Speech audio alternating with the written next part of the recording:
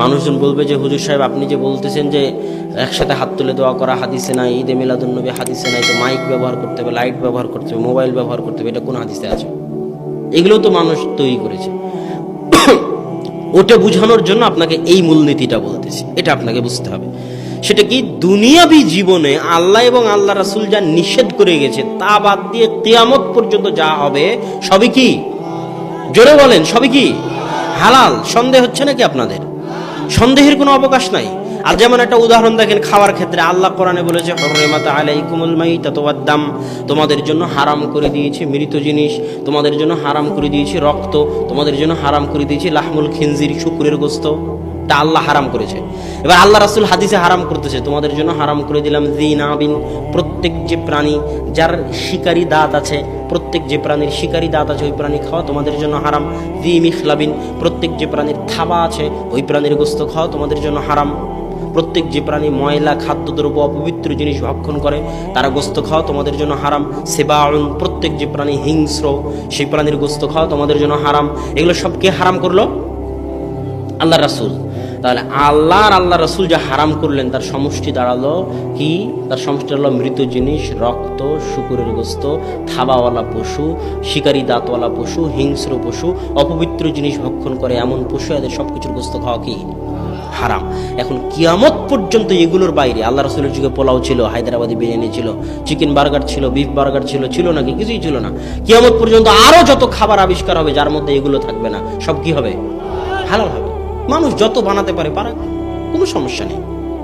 এগুলো না থাকলেই হলো। আল্লাহ এবং আল্লাহ রাসূল যা নিষেধ করে গেছেন তা না থাকলেই হলো।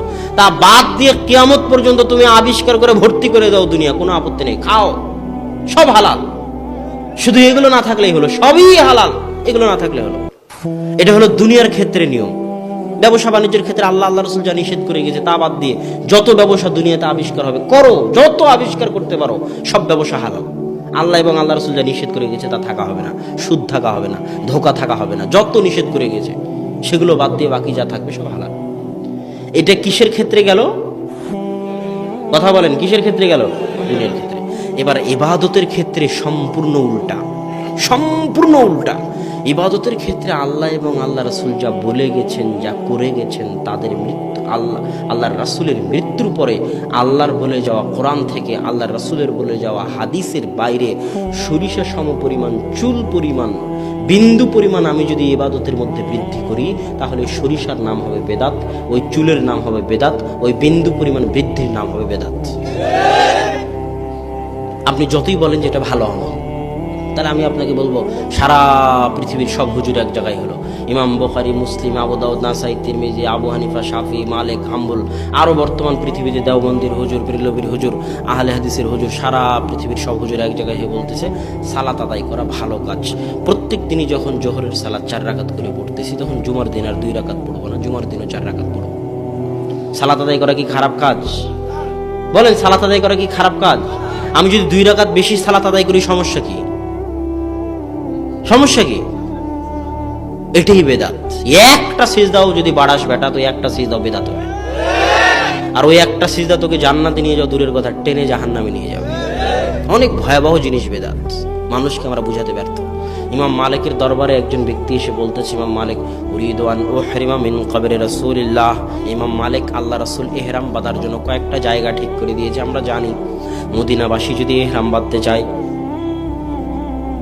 এটা হলো মদিনা, মদিনাবাসী যদি ইহরাম বাঁধতে চায় এটা হলো মক্কা, মদিনাবাসী যদি ইহরাম বাঁধতে চায় মদিনা থেকে 10 কিলোমিটার দক্ষিণে একটা জায়গা আছে জুলহুলাইফা, ওখান থেকে ইহরাম বাঁধতে হয়, ইহরামের কাপড় পরতে হয়, তালবিয়া পড়তে হয়।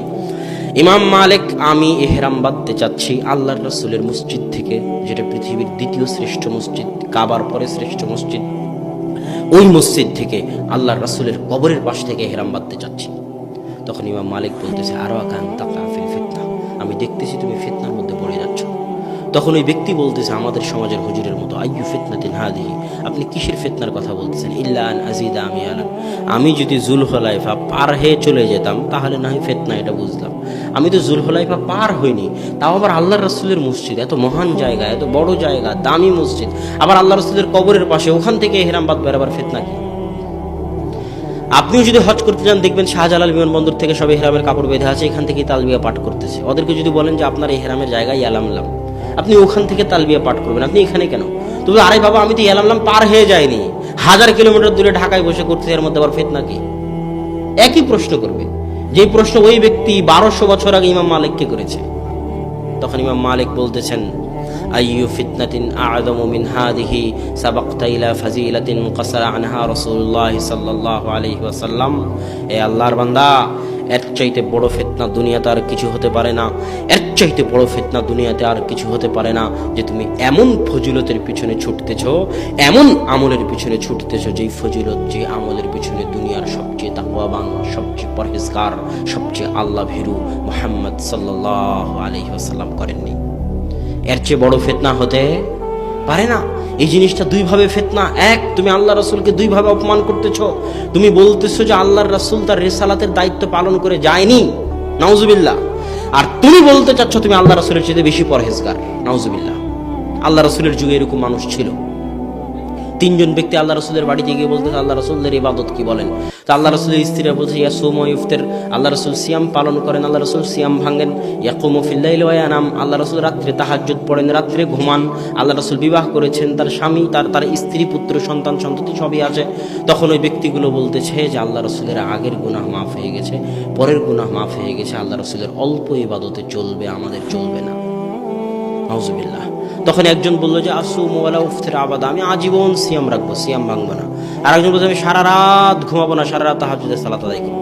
আর একজন বললো আমি আজীবন বিয়ে করবো না। আল্লাহ রাসূল তাদেরকে খুঁজে বের করে বলছেন, আকুল তুম কাদা ওয়া কাদা, আরে তোমরাই কি তারা যারা এই কথা বলেছো? তো বলে হ্যাঁ, আমরাই তারা। তখন আল্লাহ রাসূল বলেন, ওয়াল্লাহি লা আন্নী আখশাকুম ওয়া আতকাকুম লিল্লাহ, জেনে রাখো, আল্লাহর কসম করে বলতেছি, আল্লাহর কসম করে বলতেছি, আমি মুহাম্মদ আসমানের নিচে জমিনের উপরে সবচেয়ে আল্লাহ ভীরু, সবচেয়ে তাকওয়াবান, সবচেয়ে পরহেজগার।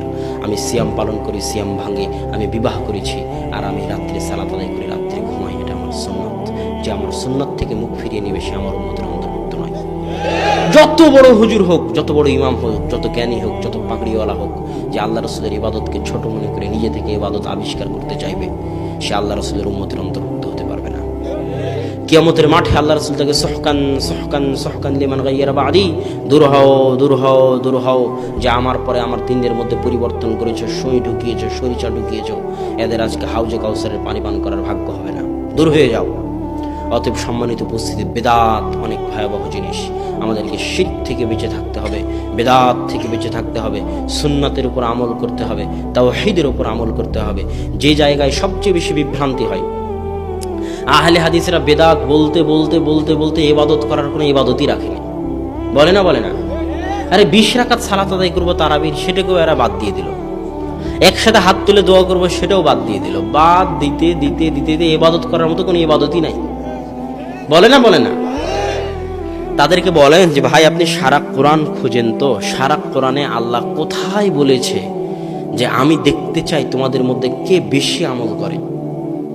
আপনিও খুঁজবেন সারা কোরআন, যে সারা কোরআনে আল্লাহ কোথাও বলেছে নাকি যে আমি দেখতে চাই তোমাদের মধ্যে কে বেশি আমল করবে। কোরআন খুঁজেন, সারা কোরআন খুঁজে দেখবেন আল্লাহ যেখানে আমলের কথা বলেছে ওখানেই বলেছে মান আমিলা আমালান সালেহ, যে সৎ আমল করবে। আল্লাহ বলেনি যে অধিক আমল করবে, আল্লাহ বলেছে যে সৎ আমল করবে। আইয়ুকুম আহসানু আমালা, আল্লাহ পরীক্ষা করতে চান কে তোমাদের মধ্যে উত্তম আমল করেন। আল্লাহ বলেননি কে তোমাদের মধ্যে অধিক আমল করেন। সারা কোরআন খুঁজেন। আমার চ্যালেঞ্জ, আপনি আমার কথা কেন বিশ্বাস করবেন? কোরআন খুঁজে দেখেন। আল্লাহ সব জায়গায় যেখানে আমলের কথা বলেছেন ওখানে কি আমলের কথা বলেছেন? সৎ আমল। কি আমলের কথা বলেছেন? উত্তম আমল। সৎ আর উত্তম। তুমি যে 1000 রাকাত সালাত আদায় করো বেটা, আর এই 1000 রাকাত সালাত যদি উত্তম না হয়, যদি সৎ না হয়, তো এই 1000 রাকাত সালাত জান্নাতে নিয়ে যাও দূরের কথা, জাহান্নামে নিয়ে যাবে। আর যদি একটা সিজদাও সৎ আর উত্তম হয়, তো একটা সিজদাই জান্নাতে নিয়ে যাবে। সৎ উত্তম কেমনে হয়? 2টা শর্ত থাকলে সৎ উত্তম হয়। 1, ইখলাস থাকতে হবে, আল্লাহর সন্তুষ্টির জন্য হতে হবে। 2, আল্লাহর রাসূলের সুন্নাত অনুযায়ী হতে হবে।